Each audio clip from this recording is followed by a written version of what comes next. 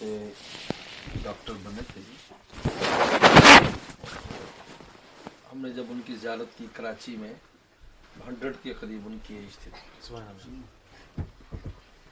تو بڑے بڑے اکابر ان کی خدمت میں جاتے تھے. حضرت مفتی رفیع صاحب، مفتی تقی صاحب، انور کاتب، حضرت الدانی صاحب رحمۃ اللہ علیہ، سب حضرات ان کی خدمت میں بیٹھتے تھے. ہم بھی کبھی کبھی حاضر ہوتے تھے. منڈے کو حضرت کا آفٹر عصر مجلس ہوتی تھی. تو دو باتوں کی بہت تاکید فرماتے تھے. ایک تو اخلاص کی کہ ہر کام میں اللہ کی رضا کی نیت کرے. اس کے لیے فرماتے تھے صبح فجر ہی میں نیت کر لیں دن بھر جو کام کروں گا اللہ کی رضا کے لیے کروں گا. صبح فجر میں ہی یہ نیت کر لیں. ویسے حضرت عمر رضی اللہ تعالیٰ عنہ سے بھی ایک روایت آتی ہے کہ حضرت عمر رضی اللہ عنہ صبح فجر میں یہ دعا کیا کرتے تھے، اللہم اجعل عملی صالحہ، اللہ میرے جو اعمال ہیں نیک اعمال بنانا، وجعلہ لوجہک خالصہ، سارے اعمال اپنی ذات کے لیے بنانا، ولا تجعل فیہ لغیرک شیئا، اور کسی اور کا اس میں حصہ نہ رکھنا. ایک تو اس کی حضرت بہت تاکید فرماتے تھے. دوسرا حضرت فرمایا کرتے اس سے یہ ہوگا کہ ہماری جتنے بھی اعمال ہیں دن بھر کے، سونا جاگنا، چلنا پھرنا، شاپنگ واپنگ، سب چیزیں اللہ تعالیٰ کے کھاتے میں چلی جائیں انشاءاللہ. تو گویا کہ آپ نے اپنے لیے کچھ نہیں کیا، سب اللہ کے لیے کیا. اس لیے ایک اللہ والے تھے، دریائے جمنا کے کنارے رہتے تھے. تو ایک بار ایک آدمی کا مقدمہ تھا دریا کے دوسری طرف کورٹ میں. تو اس وقت دریا میں بہت پانی تھا اور اس میں بوٹ بھی نہیں چل سکتی تھی. فلڈ کا سلسلہ تھا. تو کسی بزرگ کے پاس گئے کہ میں نے اس طرح جانا ہے، کل کو میری وہاں پر کورٹ میں مجھے حاضر ہونا ہے، اگر نہیں ہوں گا تو میرا بڑا نقصان ہوگا، میرے خلاف فیصلہ ہو جائے گا. اس نے کہا کہ اس دریا کے کنارے پر ایک جھونپڑ ہٹ میں ایک اللہ والے رہتے، ان کے پاس جاؤ، وہ تمہیں اس کا کوئی سلوشن دیں گے. تو وہ ان کے پاس گئے تو ان سے جا کر یہ کہا کہ جی، چھوٹا سا ہٹ تھا، پیچھے ان کے بچے بھی رہتے تھے آگے.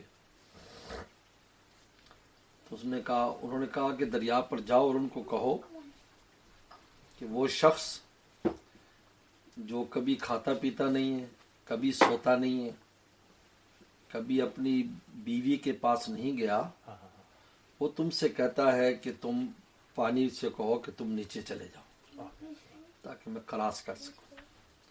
تو اس نے لاؤڈ میں یہ بات جب کی تو پانی ہاف میں تقریباً چلا گیا. سبحان اللہ. تو وہ وہاں سے کراس کر کے آگے نکل گیا.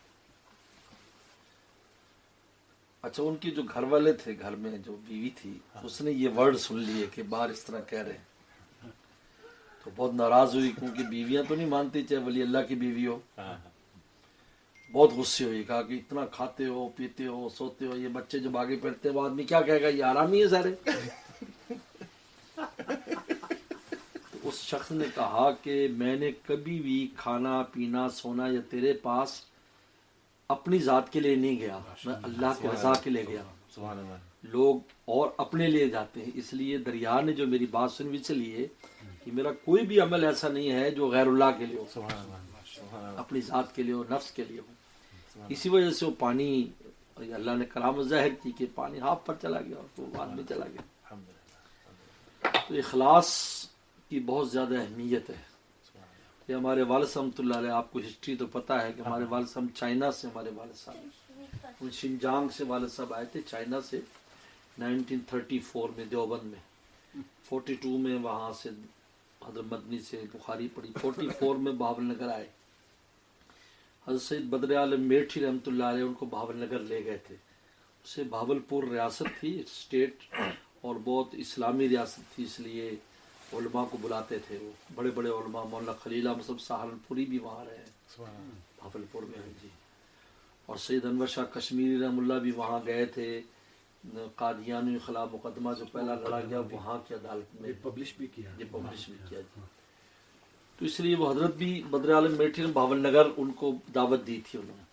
تو پھر والد رحمۃ اللہ علیہ چونکہ چائنا میں ہمارا جو علاقہ تھا وہ چین نے قبضہ کر لیا تھا, قتل و غارت کیا اور بلڈ شیڈ ہو, بہت کچھ ہو گیا, سارا خاندان تقریباً شہید بھی ہو گیا اور صرف خواتین وغیرہ رہ گئیں. تو والد صاحب پھر واپس نہیں گئے, تو پھر ان کو ان استاد نے یہاں بھاون نگر بلا لیا. سبحان اللہ. پھر 48 میں حضرت بدر عالم میرٹھی رحمۃ اللہ علیہ مدینہ شریف چلے گئے.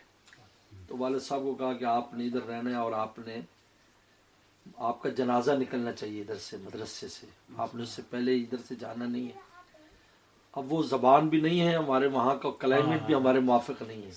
ہمیں یہ بہت اچھا لگتا ہے کیونکہ ہم خود ٹھنڈے علاقے کے نا, ہمارے ہاں ہے نا -20-25 یہ رہتا ہے جو علاقہ ہمارا. یہ کیٹو جو ماؤنٹین ہے, کیٹو کے بالکل ساتھ ہے, وہ ہر چیز جم جاتی ہے. وہ اس کے ساتھ آپ کی پیدائش اس طرف ہوئی تھی؟ نہیں, ہماری تو ادھر یہیں کی ہے, لیکن والد رحمۃ اللہ علیہ کو بہت مشکل رہتی تھی. اور پھر یہ کہ زبان بھی نہیں ہے, قوم قبیلہ نہیں ہے, اکیلے آدمی ہیں. تو والد رحمۃ اللہ علیہ فرمایا کرتے تھے کہ یہ اخلاص جو ہے یہ ایک ایٹم بم کی طرح ہے, اگر انسان کے پاس ہو تو ایک آدمی سب کے لیے کافی ہے.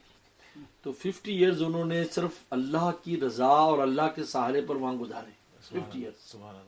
اور وہاں ایسے انقلاب آیا ماشاءاللہ, ایسی دینداری جو گو کرائے. بھاون نگر میں بہت مسجدیں سب ہیں, تقریباً 95% ہماری مسجدیں ہیں. بہت بڑا تقریباً 2 ملین کے قریب لوگ ہیں وہاں, بڑی بڑی مسجدیں, مدرسے سب. تو اخلاص وہ کہتے تھے بس اللہ کے سہارے پر رہو, کسی مخلوق کے لیے نہیں کرو, اللہ کے لیے کرو, اللہ کی مدد آپ کے ساتھ ہے. تو ایک تو یہ تاکہ دوسری حضرت فرماتے تھے ڈاکٹر عبدالعلی صاحب رحمۃ اللہ علیہ کہ موسیٰ صلی اللہ علیہ وسلم کو اللہ تعالی نے فرمایا تھا کہ موسیٰ اگر آپ کو اپنی گوٹ کے لیے چارے کی ضرورت ہو, بکری کے لیے, تو آپ مجھ سے مانگے پہلے, پھر آپ چارہ لے کر آئے. چارہ یعنی گوٹ کے لیے جو گراس وغیرہ ہوتی ہے. اب گراس معمولی چیز ہے, گراس آپ جائیں یہاں سے کاٹ کے لیں, پھر میں نہیں, پہلے مجھ سے مانگو گراس پھر لے کر آؤ. اور فرمایا کہ آپ کو سالٹ کی ضرورت ہے, اگر آٹے میں آپ نے فلاور میں ڈالنا ہے تو پہلے مجھ سے مانگو, پھر آپ وہ نمک کو لاؤ گے جہاں بھی ہے. آپ کو لیسز کی ضرورت ہے جوتی کے لیے تو پہلے مجھ سے مانگو.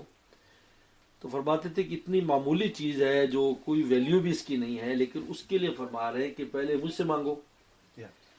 یہ دراصل اللہ تعالیٰ چاہتے ہیں کہ ہم جب بھی کوئی کام کریں تو ادھر متوجہ ہو کہ اللہ میں نے فلاں کام کرنا ہے, میری آپ ہیلپ کریں. اس سے مقصد یہ کہ ہمارا دل اللہ سے جڑ جائے. کیونکہ آپ دن میں جتنی بار یہ کریں گے تو اتنی بار آپ اللہ تعالیٰ کو یاد, تو اس سے آہستہ آہستہ دل اللہ سے چپک جاتا ہے. پھر ہر وقت اللہ یاد رہتا ہے اس کو, پھر اللہ بھولتا نہیں ہے. اور جب اللہ ہر وقت یاد رہے گا تو انسان گناہ نہیں کرے گا, اللہ کی نافرمانی نہیں کرے گا, دوری اختیار نہیں کرے گا. تو یہ ایک طریقہ بتایا ہے.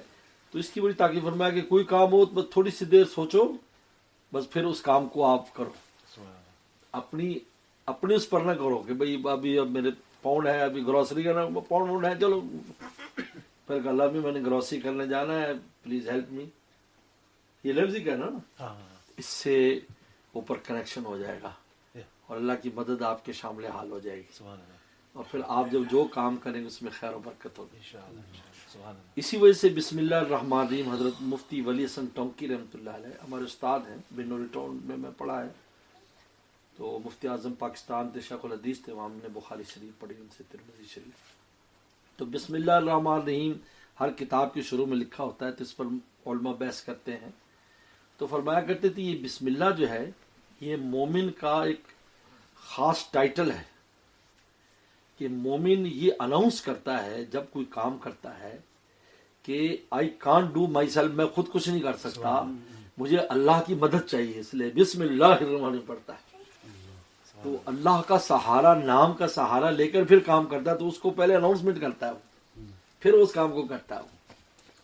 اس سے اللہ تعالیٰ کی ذات سے تعلق ہے, اور یہی مقصد ہے دنیا میں کہ یہ دل اللہ سے چپک جائے. یہ دل اپنے لیے بنا ہے, یہ اس کے لیے ہے, یہ ان چیزوں کے لیے نہیں ہے.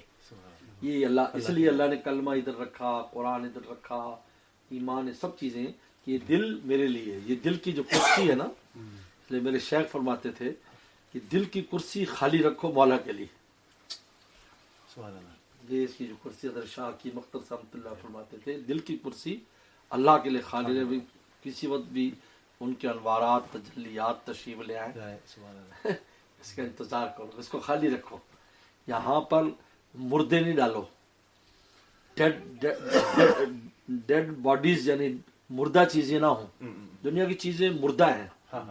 تو حضرت عجیب بات فرماتے تھے اگر کسی روم میں کوئی ڈیڈ باڈی ہو, we can't sleep, we can't eat, نہ سو سکتے ہیں نہ کھا سکتے ہیں ہم, نہ ڈرنک کر سکتے. کیوں کہ وہ ہمیں بہت انکمفرٹیبل محسوس ہوتا ہے, ہمیں اطمینان نہیں, اچھا نہیں لگتا ہماری طبیعت. تو فرماتے تھے ہم تو عبد اللطیف ہیں, ہم تو اس لطیف ذات کے غلام ہیں, ہمارا یہ مزاج ہے. تو لطیف ذات اس دل میں کیسے آئے گی جب مردہ ہو؟ وہ تو لطیف ذات ہے نا. لطیف اس ذات کہتے ہیں کہ جس میں بہت ڈیڈیکیٹڈ, بہت نزاکت, بہت وہ ہوتی ہے. تو وہ ذات اس دل میں کیسے جب مردہ ہے. لہذا جب تک دل کو خالی نہیں کریں, اس لیے لا الہ پہلے کیا ہے کہ لا الہ سے اس کی صفائی کرو پھر اللہ آئے گا. لا الہ سے پہلے کیا. لا الہ ہے مقدم کلمہ توحید میں, حضرت کا شعر ہے, لا الہ ہے مقدم کلمہ توحید میں, غیر حق جب جائے ہے حق دل میں آ جائے. جزاکم اللہ, بہت اچھا کھانا کھلایا, دوستوں سے ملاقات ہوئی. اللہم آتی منتمنا وصل منتقانا اکلا طعامکم اور سلط علیکم رائک افتر.